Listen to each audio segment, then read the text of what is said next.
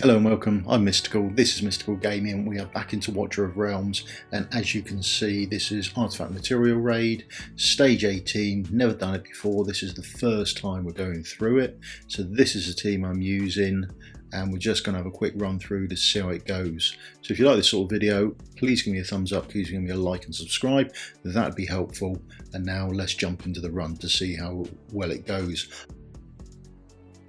So I've been trying out various different teams, and this is as close as I get, but I do fail it in the end. So if you want to see the first successful run, there'll be timestamps in the bottom bit below. Please feel free to jump through to the success run, but this will fail. It doesn't fail by much, but I do need to go and adjust my team, and I have a look at the damage and that sort of thing. This is essentially how you go about beating it. You learn from your mistakes, adjust what you've done, and then build up from there. So as you can see, we do get the boss nearly all the way down, and just enough, because once you've done it once, you've then got your power of dominance, so you can smash it the next time round and make it much easier for yourself. So once you've got it down once, that's the hard bit done. Then after that it all becomes a bit easier. So I was hoping that I'd clear it, but as you can see, we fell just short by a few percent, but it is what it is.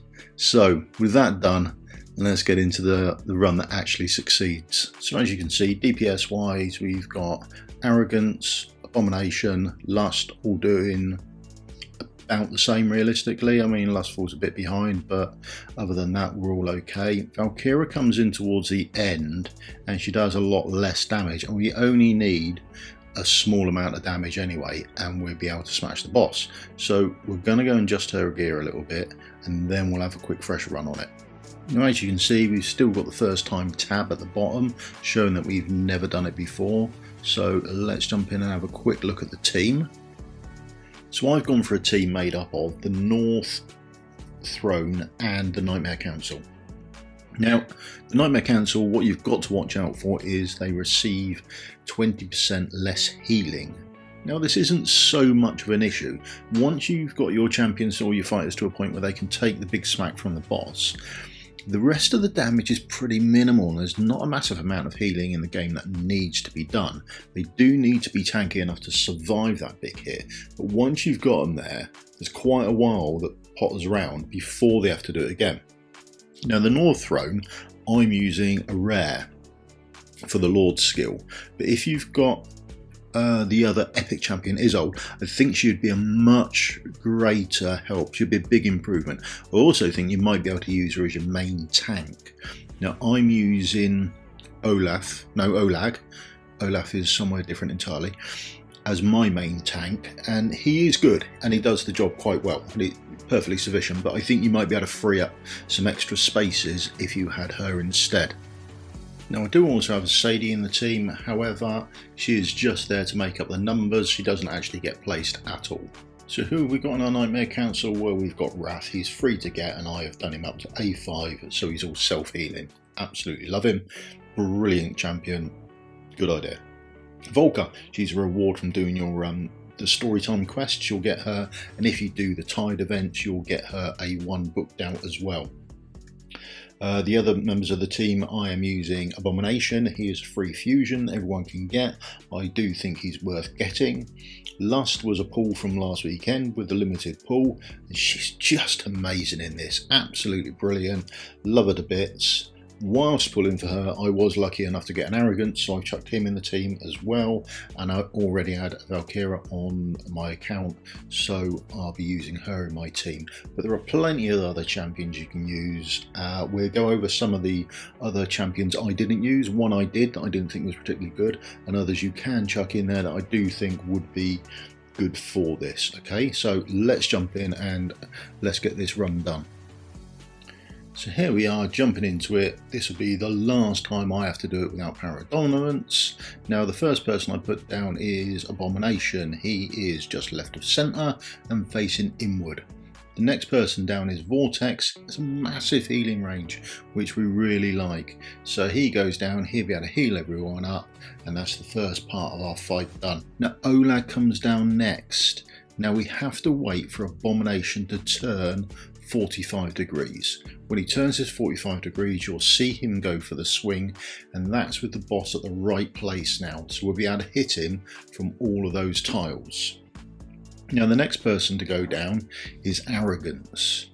Arrogance goes down, he is to the right of centre, and he is facing inwards. Now, this is the first check I think you have to do for this level. You're going to get the big hit from the boss.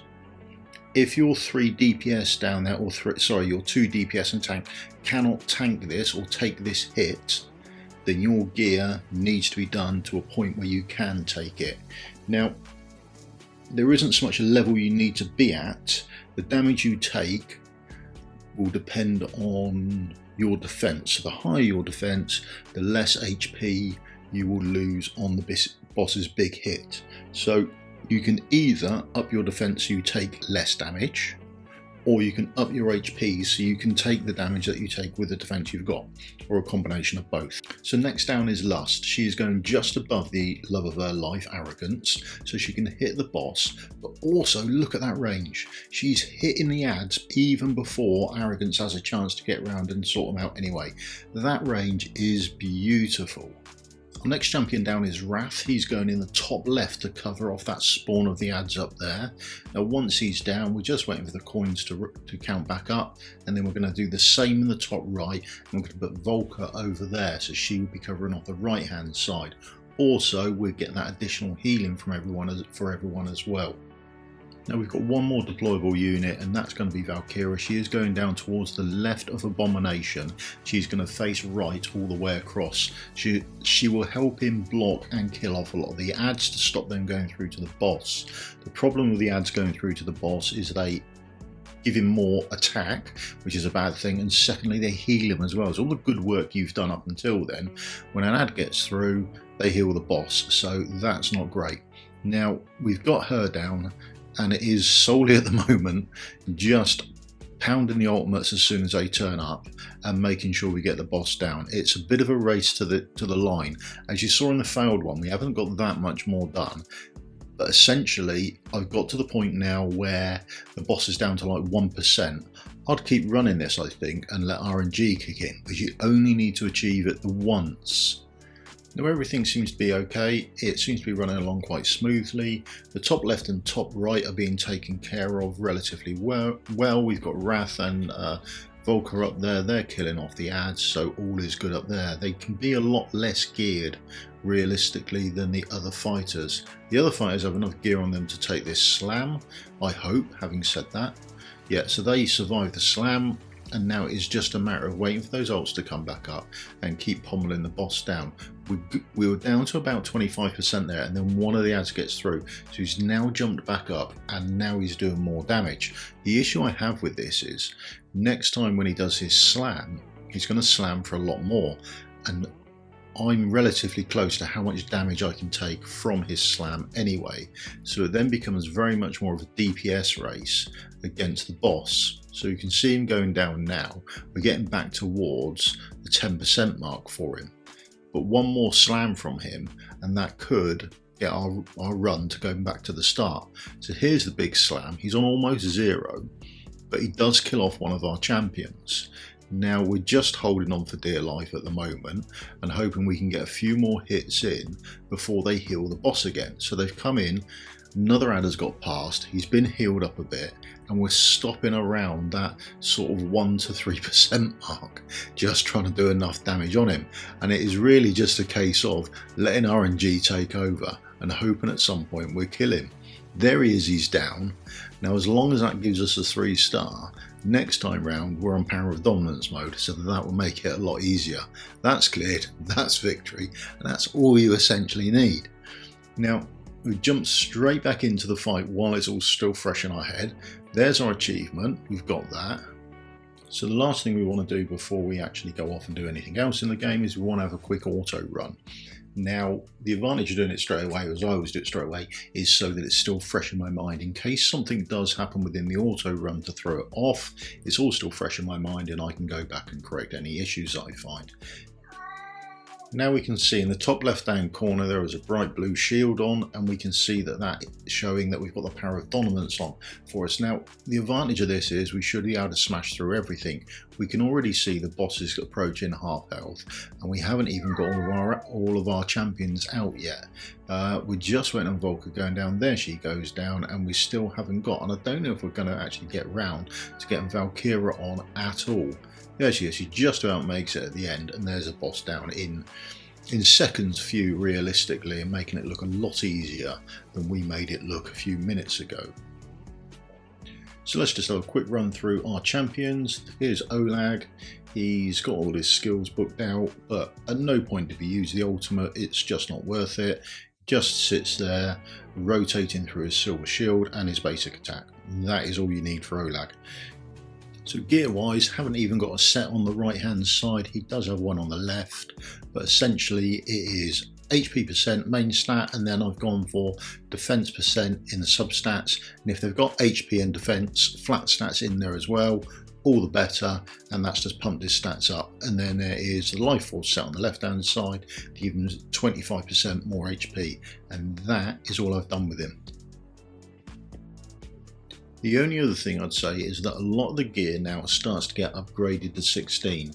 When you're below doing gear raids up to 18, I think you can get away with a lot of your gear being down at level 12. But as you approach these more end scenarios within the raids, then you will need to level up your gear to 16. Next champion up is Abomination. His artifact is for crit damage, and it is a mythical 1. I've leveled it up to 10. That just gives him a bit more on the stats realistically, and it's all I've got. Now set wise is in the Glacier set. That takes advantage of his naturally high HP, gives him a bit more attack out of it, and we've managed to pump his HP up to 48,000, which is plenty for this. And also on the left hand side, we've managed to sneak him into the Annihilating Might set to give him a bit more crit damage for when he hits. We also managed to get him crit capped, so we're losing about 1% of stats there. I'm not too worried about that. But his defense is only down at 3k, so he will take probably a little more damage than most other units that you've got about. Next up we've got Arrogance. Now what I've done for all of the units that are close up to the boss is we've put the life force set on the left hand side to give them a 25% boost to their HP, and that allows them to take the smack from the boss. Now that takes his HP up to just over 4k, and he's got 3.7k defense, which is why we get away with only the 40k HP, because his defense is that much higher. Remember, in one proportionally affects the other. The only other thing we've done is his gear on the right hand side. Again, he hasn't got sets through, but we're looking for crit rate, and then everything on the right hand side is up to 16, and that is all attack percentage stuff. So attack percentage, and attack percentage, that's all good there just to help him hit, and it's all I've realistically got on the account. Now skill wise, we've got all the skills pretty much done. We didn't really get lucky with where we wanted anything. We kept on getting the basic attack to start with, so that's just how things roll. We know what the RNG's like. Artifact, we've given him the one that boosts AoE damage, but essentially we just want 10 out of 10 to get as many attributes out of that as we can. So next up is Lust. She, on the left hand side, has got her life force set on just to give that boost to HP. On the right hand side, she's got her stuff rolled up to 16. That's mostly attack rated stuff with as much crit rate as I can. I think we've got it up to about 75%. Her skills are mostly done, and then she's got her exclusive artifact, which you got from the event anyway, and that is rolled up to 10. So last up we've got Valkyra for the boss DPS. As you can see, there's a bit of a trend going. Mythical artifact leveled up to 10, lifesteal piece set giving her 25% HP, and the right hand side is just sort of attack oriented gear with as much crit rate as I can squeeze on there. Her being bottom of the barrel, she only got about 50% for crit rate, but that will actually do us. She's managed to get up to almost 38k HP, but she does have 4.8k defense, so the damage she's taking is a lot less than most of the other champions there. And then as for her skills, she's got the minimum amount of skills actually done that I actually have to put into her. So this is just done on dust. I don't think she's had any crystals put into her at all.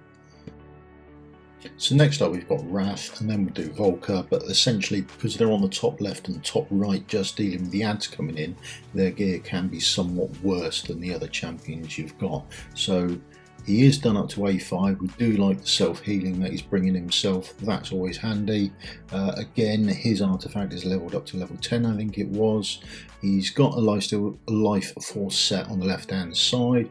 He's still got 35k health, and his defense is down at 2.4. So probably wouldn't survive the smack from the boss, but we didn't need him to do that anyway. That wasn't his job. He was just up on the top left hand side, stopping the ads getting together for us, and he does that remarkably well.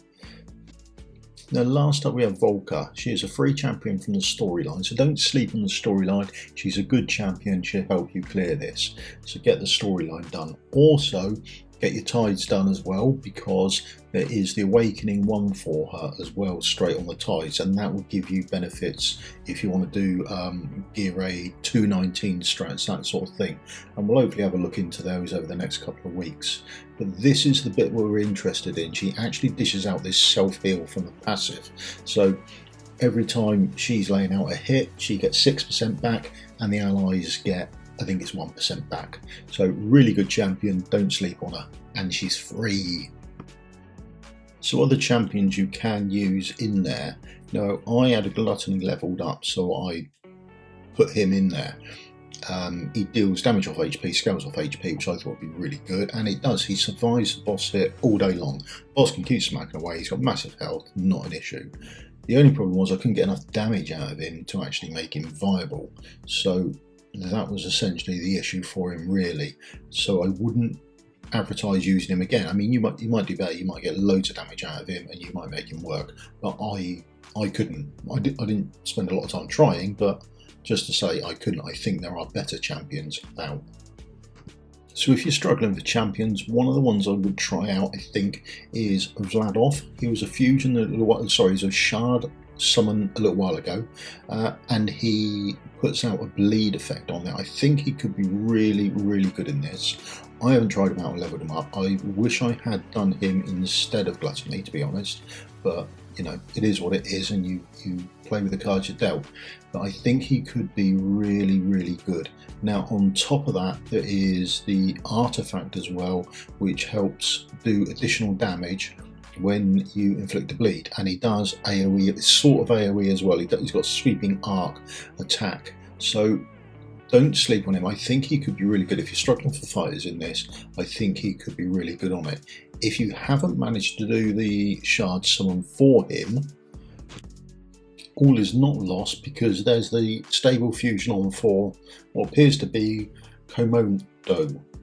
Isn't that an old people's toilet? Anyway, so he also does the bleed as well, and you can pick him up anytime you like, as long as you can do the fusion, and I think he'd be really good for this as well. Again, you've got the artifact that works off the bleed, so I'd stick him in that mythical artifact that everyone's going to get, or everyone's got, level that up to 10, and it gives him an extra 20%, I think it is, DPS when he's attacking someone who's got a bleed on there, and he's going to put the bleed on there.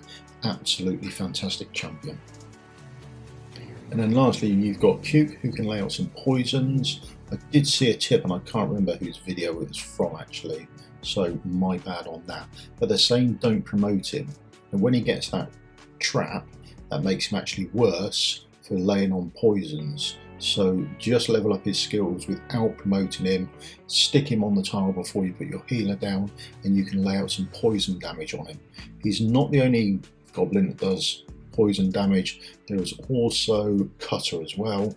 Here, lay out some poisons for you, and you can put him up on, again, where you'd put your healer, get some poisons on the boss, put your healer up, and then later on in the game, the last couple of bits, put your poison champion down again.